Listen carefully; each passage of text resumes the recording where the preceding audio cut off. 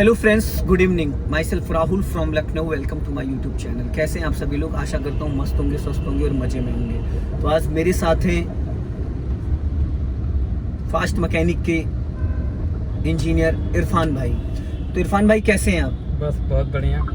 तो आज मैं इनको लेके जा रहा हूँ और इनकी मैं ड्राइविंग देखना चाहता हूँ कि ये ट्रैफिक में कार को कैसे चलाते हैं, क्योंकि ये तो मैकेनिक है, इंजीनियर हैं। तो आज मैं इनकी भी कमियाँ निकालूंगा। आज ये ड्राइव करेंगे, जहाँ जहाँ पे ये गलतियाँ करेंगे वहाँ पे मैं इनको बताऊंगा। तो दोस्तों, गलतियाँ किसी से भी हो सकती हैं, मेरे से भी हो सकती हैं, आपसे भी हो सकती।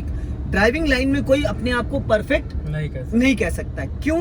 क्योंकि इसका रीज़न है AMT, IMT, EV, electronic, diesel, CNG, petrol, हर तरीके की गाड़ी आ रही है। हर गाड़ी का इंजन, हर गाड़ी का क्लच सब थोड़ा टिपिकल होता है। तो वहाँ पे क्या होता है ना कि हमें आदत जिस गाड़ी की पड़ जाती है, तो होता है क्या है कि जो छोटी छोटी बारीकियां होती हैं वो हमें समझनी होती हैं। तो आज हम लोग जा रहे हैं, अभी थोड़ा सा कुछ काम है तो उसके लिए जा रहे हैं हम पूर्णिया।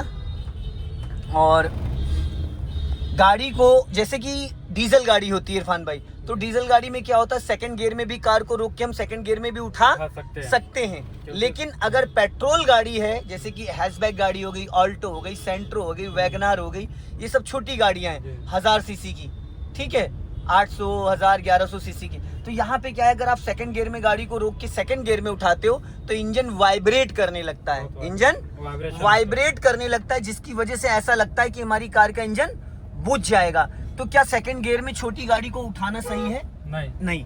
छोटी गाड़ी को आपको हमेशा फर्स्ट गियर में उठाना चाहिए। वैसे मेरा मानना ये भी है कि आप छोटी गाड़ी हो या बड़ी गाड़ी हो, कार को अगर आपने फाइनली स्टॉप कर दिया है तो स्टॉप करने के बाद उसको वन टाइम जब आप कार को मूव करते हो तो उसको फर्स्ट गियर में ही करना चाहिए। टॉर्क ज्यादा मिलता है, RPM कम लगता है। दूसरी चीज, सेकंड गियर में कार उठाने से हमें हाफ क्लच पे एक्सीलेटर लेना पड़ता है। हाफ क्लच पे एक्सीलेटर लेना पड़ता है। और अगर आप क्लच दबा के एक्सीलेटर लोगे तो इरफान भाई क्या नुकसान होगा?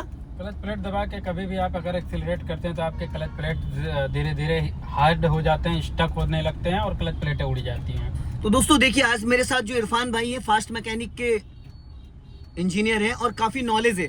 तो हम लोग आपस में डिस्कस कर रहे हैं कि हमें कभी कभी क्या होता है, जाने अनजाने में हम भी गलतियां कर देते हैं। तो कहते हैं ना, दो नॉलेजेबल बंदे जब मिलते हैं, जानकार बंदे मिलते हैं, तो एक दूसरे की कमियां पकड़ते हैं। अब जैसे कि देखो, इरफान भाई ने अभी क्या गलती करी, इन्होंने सेकंड गियर 0 RPM पे डाल दिया। सेकंड गियर की जो स्पीड होती है वो क्या होनी चाहिए? 20+। जब हम सेकंड गियर डालेंगे तो 20+ होनी चाहिए, ताकि जब क्लच वापस रिलीज करेंगे तो हमारी कार की स्पीड 10 तक रहनी चाहिए। अब अगर हमने 5 की स्पीड में गियर डाला सेकंड, तो जब क्लच छोड़ेंगे तो कार हमारी 0 RPM पे आ जाएगी, तो गाड़ी का इंजन बुझ जाएगा, वाइब्रेट करने लगेगा। तो जब भी हम गियर चेंज करते हैं तो जो सही तरीका है इरफान भाई गियर चेंज करने का, वो फर्स्ट गियर में हम कितनी देर तक चला सकते हैं? फर्स्ट गियर में हम RPM के हिसाब से चलाते हैं, 0 to 10 होता है। 0 to 10 होता है। 10 के ऊपर जैसे ही गाड़ी जाती है तो हमें सेकंड गियर में अपडेट करना होता है। और सेकंड गियर में भी मोस्टली ऐसा होता है कि कई बार जैसे आगे कुछ है या कहीं देख रहे हैं कि मुझे तुरंत लेना है, तो वहाँ पे फिर RPM आप कम कर सकते हैं, स्लो कर सकते हैं गाड़ी। क्योंकि कई बार होता है कि आगे कोई गाड़ी चली, आप तुरंत सेकंड डाले, फिर तुरंत 1 पे लेके आ रहे हैं। इससे नुकसान क्या होता है? इससे यही होता है कि आपको बार बार क्लच पैडल यूज करना पड़ रहा है। क्लच प्लेटें किन किन कंडीशन में खराब होती हैं? क्लच प्लेटें कई सारी कंडीशन उसके हैं कि कई बार होता है क्या है कि आपका गियर थर्ड है, सेकंड है और उठा रहे हैं, उसके बाद भी आपकी गाड़ी बहुत ज़्यादा वाइब्रेशन कर रही है तो भी आपकी क्लच प्लेटें जा रही है। कई बार होता है कि आप ड्राइविंग करते समय क्लच पे पैर रख के चला रहे हैं, तब आपकी क्लचें जो होती हैं वो हार्ड हो जाती हैं, या आप हाई RPM पे और लो गियर पे डाल के भगा रहे हैं तो हीटनेस के कारण जो हीट होती है, एक चीज़ यहाँ पे ये चीज़ होता है, लोग नहीं समझ पाते कि हमारी क्लच अगर नहीं दबी है तो कैसे खराब हो सकती है। आप गाड़ी के स्पीड को RPM के हिसाब से सेट नहीं कर रहे हैं और गाड़ी बहुत ही ज़्यादा हीट हो रही है, गर्म हो रही है, छोटे गियर में ज़्यादा टॉर्क दे रहे हैं। तो ये होता है कि हमारा जो गियर बॉक्स है वो हीट होने लगता है, उससे हमारा फ्लाईव्हील हीट होता है और गाड़ी का जो फ्लाईव्हील है वो हार्ड हो जाता है। तो इस कंडीशन में कई बार हम खोलते हैं इंजन, गियर बॉक्स खोलते हैं तो हमको मिलता क्या है कि प्रेशर प्लेट जो है वो हार्ड है लेकिन क्लच प्लेट ओके है। ओके। तो ये रीजन होती है हार्ड होने की। तो क्लच प्लेटों में इरफान भाई जैसे कि क्लच रिलीज बेयरिंग या क्लच प्रेशर प्लेटें या क्लच प्लेटें, तीनों में से कुछ एक खराब होगा तो क्लच का पूरा सेट डालना पड़ता है। जी, क्लच का पूरा सेट डालना ही बेस्ट ऑप्शन है। बिकॉज होता है क्या है कि कई बार हम क्लच प्रेशर प्लेट खराब होता है, ज्यादातर तो प्रेशर प्लेट ही जाती है। अगर प्रेशर प्लेट हम बदल देते हैं और क्लच नहीं बदलते हैं तो भी वो ये होता है कि आपकी वो नई हो जाती है, वो पुरानी हो जाती है, तो बैकअप उतना दे नहीं पाता है, फ्रिक्शन सेट हो नहीं पाता है, गाड़ी में वाइब्रेशन की प्रॉब्लम रहती ही रहती है। तो कभी भी बदलें तो साथ में बदलें। तो दोस्तों जैसे कि आपने देखा, यहीं से लेफ्ट ले लेना, जैसे कि आपने देखा कि क्लच प्लेटें किन किन कंडीशन में खराब होती हैं। कुछ लोगों की आदत होती है फर्स्ट गियर में 40 स्पीड पहुंचा देते हैं, तो ऐसे में आपकी गाड़ी का इंजन हीट होगा और क्लच प्लेटें जल जाएंगी। कुछ लोग होते हैं सेकंड गियर में 50 की स्पीड पहुंच जाते हैं तो भी क्लच प्लेटें खराब होगी। कुछ लोग होते हैं थर्ड गियर में 60-70 दौड़ा रहे होते हैं तो भी कार की क्लच प्लेटें खराब हो जाएंगी। जो इसका सही तरीका है दोस्तों वो होता है फर्स्ट गियर में 0 से 10 आप 20 तक जा सकते हैं, लेकिन 20 पहुंचते पहुंचते आपका सेकंड गियर लग जाना चाहिए, ठीक है। सेकंड गियर में आप 20 से 30 तक जा सकते हैं, मैक्सिमम 30 जैसे आपने क्रॉस किया 30-35 उसके बाद आपका थर्ड गियर लग जाना चाहिए। थर्ड गियर में आप 30 से 40-45 तक जा सकते हैं। जैसे आप 40 क्रॉस करते हैं क्लच दबा के आप फोर्थ गियर डाल दें और फोर्थ गियर डालने के बाद आप आराम से, और कभी भी क्लच दबा के एक्सीलेटर नहीं देना है, क्लच प्लेटें फूक जाएंगी। क्लच दबा के अगर आप बार बार क्लच यूज करने से क्लच प्लेटें इरफान भाई खराब होती हैं। जी जी, बार बार क्लच यूज करने से, बार आप क्लच यूज कर रहे हो तो भी हार्ड होने का एक रीजन होता है। एक रीजन होता है। लेकिन जैसे मान लो आप जाम में चल रहे हो, जाम में बम्फर टू बम्फर कार चला रहे हो तो वहां तो बार बार क्लच लेना पड़ेगा। आप आरपीएम नहीं देते हैं ना, आरपीएम नहीं देते। मैं वही चीज कहना चाह रहा हूँ कि बार बार क्लच दबाने से क्लच खराब नहीं होता, क्लच दबा के एक्सीलेटर देने से ही क्लच खराब होता है। अगर हम क्लच बार बार यूज कर रहे हैं और वहां पे एक्सीलेटर नहीं यूज कर रहे हैं तो हमारी क्लच प्लेटों पे कोई भी इफेक्ट नहीं पड़ेगा।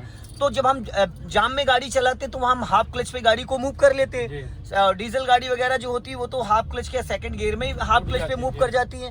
क्या हाफ क्लच पे कार को फुल स्टॉप करने से क्लच प्लेटें खराब होंगी? नहीं होंगी। जैसे कि मान लो हाफ क्लच हमने लिया और ब्रेक लगा लिया तो एक तरीके से कार हमारी गियर में एक्टिव होती है, और कार रुक भी जाती है, गाड़ी रुक जाती है। कई बार होता है कि वो हाफ क्लच जो आप बोलते हैं कि कुछ गाड़ियां 90% क्लच दबा रहता है उसके बाद भी गाड़ी रुकी रहती है। मान के चलिए आपने 100% क्लच दबाई, 10% रिलीज की और गाड़ी आपकी मूवमेंट करने लगती है। और कुछ गाड़ियां होती हैं कि आप 20% रिलीज करने पे उसके बाद मूवमेंट करती है। तो क्लच के कंडीशन पे वो डिपेंड करता है कि क्लच उसमें कितना बचा हुआ है, क्लच की सेटिंग क्या है, सेटिंग कह सकते हैं। ये चीजें क्लच की सेटिंग क्या है, यहीं से राइट ले लेना। तो उस हिसाब से ये होता है कि हमारी गाड़ी का हम क्लच कितना दबा के रखे हैं और कितने पे हमारी गाड़ी का क्लच मूवमेंट करने लगता है। क्या क्लच ज्यादा यूज करने से कार माइलेज नहीं देती है? नहीं, ऐसा नहीं है। अच्छा माइलेज लेने के लिए हमें क्या करना चाहिए? अच्छा माइलेज लेने के लिए हमें यही है कि जो आरपीएम बताया गया है उस आरपीएम के अकॉर्डिंग ही आपको गाड़ी का क्लच सेट करके चलाना है। कि मान के चलिए अगर गियर जो है आपके मान के चलिए आरपीएम 20 है या 30 है तो उसमें आपकी सेकंड ही गियर होनी चाहिए, 30 पे जा रही है, 30 से प्लस हो रही, थर्ड होनी चाहिए।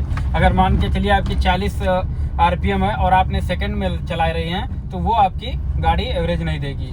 प्लस आप किसी हाईवे पे चला रहे हैं और 60 से 70 या 80 तक के गाड़ी का स्पीड मेंटेन करते हैं तो उस कंडीशन में आपकी गाड़ी बेस्ट एवरेज निकालती है। हाईवे पे हमें कार को कितनी स्पीड में चलाना चाहिए? मान लो हम 5th गियर में चल रहे हैं तो 5th गियर में कितनी स्पीड के दायरे में चले जो कि हमारी कार अच्छे से माइलेज दे? हाँ, अच्छे से माइलेज अगर आपको चाहिए तो आपकी स्पीड 80-90 या 70-90 होना चाहिए। 60 से 100 के बीच में रहनी चाहिए। 60 से 100 के बीच में होनी चाहिए। अगर आप 100+ खींचते हो तो गाड़ी माइलेज नहीं देगी। तो दोस्तों आपने सुना कि ये जो टेक्निकल पॉइंट्स होते हैं बहुत सारे व्यक्ति को नहीं पता होता है और वो उनको लगता है कि उनको कार बहुत अच्छी चलानी आती, लेकिन मेरा मानना दोस्तों है कि कार को दौड़ाने से, गियर लगाने से, बार बार गाड़ी को रोकने से और एक्सीलेटर देने से इसको चलाना नहीं कहते। कार चलाने के साथ में आपको नॉलेज भी होना जरूरी है। क्लच प्लेटें इरफान भाई कितने हाईएस्ट चल सकती हैं?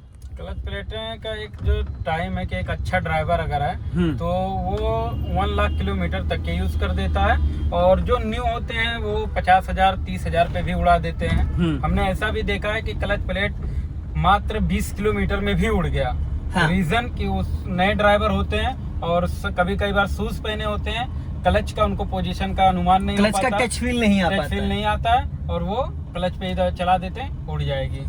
क्लच को बहुत बारीकी से समझने के लिए क्या हमें बिना शूज के स्टार्टिंग में चलाना चाहिए? विगनर्स की बात कर रहा हूँ के लिए स्टार्टिंग में 4-5 दिन बिना शूज बिना स्लीपर के चला बिना शूज बिना स्लीपर के चलाना चाहिए। इससे बहुत अच्छा उनको टच फील होता है। बिकॉज मैं खुद दिन रात अगर गाड़ी ड्राइव करता हूँ, फिर भी अभी इस समय आप देख सकते हैं कि मैंने कोई इरफान भाई ने अभी शूज नहीं पहने और विदाउट शूज चला रहे हैं। क्योंकि विदाउट शूज दोस्तों क्या ये चीज मैं भी करता हूँ, जब मैं लॉन्ग रूट पे जाता हूँ, कहीं जाता हूँ, तो विदाउट शूज विदाउट स्लीपर चलाता हूँ। इससे क्या होता है, पहली चीज तो आपको पैरों में जो आपकी सनसनाहट झंझनाहट हो जाती है सॉक्स पहनने से, शूज पहनने से, ठीक है, वो चीज नहीं होती। दूसरी चीज, आपको जो क्लच है वो बहुत ही बारीकी से समझ में आता है दोस्तों, बहुत ही बारीकी से क्लच समझ में आता है। तो मेरा मानना ये है दोस्तों कि अगर आप विगनर हैं और एक नए ड्राइवर हैं और एक अच्छे चालक बनना चाहते हैं, तो मेरा मानना ये वीडियो आपके लिए बहुत हेल्पफुल रहेगी। तो आज हम लोगों ने बात करी क्लच के बारे में कि क्लच को कब और कैसे यूज करना है और कौन से गियर की क्या स्पीड होनी चाहिए। जैसे कि इरफान भाई ने बताया 0 to 10 first gear, 10 to 20 second gear, पर सेकंड गियर में हम 30 तक जा सकते हैं क्योंकि थर्ड गियर डालने के लिए 30 प्लस स्पीड चाहिए। तो 0 to 10 फर्स्ट गियर होता है कार को सिर्फ स्टार्ट करके 2-4-10 कदम चलाना। जैसे कि स्पीड ब्रेकर, कोई चौराहा क्रॉस कर रहे हो, कोई ऐसा है जहाँ पे बहुत ज्यादा कंजेस्टेड है, जहाँ पे हम फुल क्लच रिलीज नहीं कर सकते। और फर्स्ट गियर में हमेशा हम हाफ क्लच पे ही कार को मूव करते हैं। जब कार हमारी 5 से 10 मीटर बढ़ जाती है तो हम पूरा क्लच रिलीज करके एक्सीलेटर देके सेकंड गियर डाल लेते हैं। सेकंड गियर में हम 20 से 30 तक जा सकते हैं। जैसे हम 30 क्रॉस करते हैं वापस हम थर्ड गियर डाल लेते हैं। थर्ड गियर के बाद हम 40 तक जा सकते हैं। अब आप लोगों के माइंड में क्वेश्चन चल रहा होगा 0 to 10 फर्स्ट गियर, लेकिन सेकंड गियर में हम 10 to 30 क्यों जा सकते हैं? क्योंकि दोस्तों सेकंड गियर में क्या होता है, हल्का सा हमें आरपीएम लेना होता है। थर्ड गियर हम 30 प्लस ही डालेंगे। जब हम 30 प्लस थर्ड गियर डालेंगे तो क्लच दबाने के बाद जब हम रिलीज करते हैं तो हमारी कार की स्पीड गिर जाती है।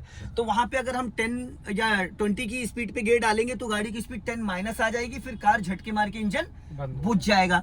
तो ये चीजें जो है, और third gear 30 to 40, fourth gear 40 to 60, fifth gear 60 अब। और जो 6 गियर आया वो 60, आप फिफ्थ गियर 60 के बाद वो भी आप डाल सकते हो। जितने बड़े गियर में आप चलोगे उतना अच्छा आपकी गाड़ी पे माइलेज मिलेगा और उतना ही इंजन स्मूथ चलेगा। सही है ना? जी जी। तो दोस्तों इस वीडियो से आज आपको बहुत कुछ सीखने को मिलेगा। इस वीडियो को लाइक करें, चैनल को फॉलो करें और इरफान भाई के भी चैनल पे जाके विजिट करें। किस नाम से आपका चैनल है? मेरे पास 2 चैनल है जिसपे मैं कार स्कैनर एक्सपर्ट है, जिसमें गाड़ी से फॉल्ट से रिलेटेड सारी डाटा देता हूँ कि आपकी गाड़ी में कोई भी फॉल्ट आ रहा है तो वो किस पर्पज से आ रहा है, उससे क्या क्या काम करने से सारी चीज हो सकता है। उसका नाम कार स्कैनर एक्सपर्ट है, जिसमें लाइव डेमो सारा चीज आपको मिलता रहेगा। एक है फास्ट मैकेनिक कार केयर करके, जिसपे आपको मैकेनिकल की सारी नॉलेज दी जाती है, वर्क कैसे करना है, किसमें क्या टाइम लगता है, क्या कॉस्ट आता है। तो आप दोनों चैनल पे जाकर फॉलो कर सकते हैं और आपको जो भी नॉलेज मिलेगा एकदम बहुत ही यूजफुल होगा आपके लिए, आपकी गाड़ी के लिए। तो दोस्तों इस वीडियो को ज्यादा से ज्यादा अपने दोस्तों में शेयर करें, खुद के मैकेनिक बने, नॉलेजेबल बने, ताकि आपको कोई बंदा बेवकूफ ना बना सके। ठीक है ना? अब इसमें बहुत सारे मैकेनिकों की जलेगी, समझ रहे हैं? बहुत सारे मैकेनिकों की जलेगी क्योंकि हम लोग सही चीज बताते हैं। हमेशा आटे में नमक मिलाना चाहिए, नमक में आटा नहीं मिलाना चाहिए, नहीं तो ज्यादा दिन दुकान चल नहीं पाती है। क्योंकि कस्टमर बेवकूफ नहीं है, बस वो बोलता नहीं है जी। एक बार आएगा, उसको चाहे जितना लूट लो, लेकिन वो दोबारा नहीं आएगा। तो दोस्तों इस तरीके की वीडियोस देखने के लिए और इस तरीके की जानकारी के लिए मेरे को और इरफान भाई को फॉलो करें। जय हिंद, वंदे मातरम।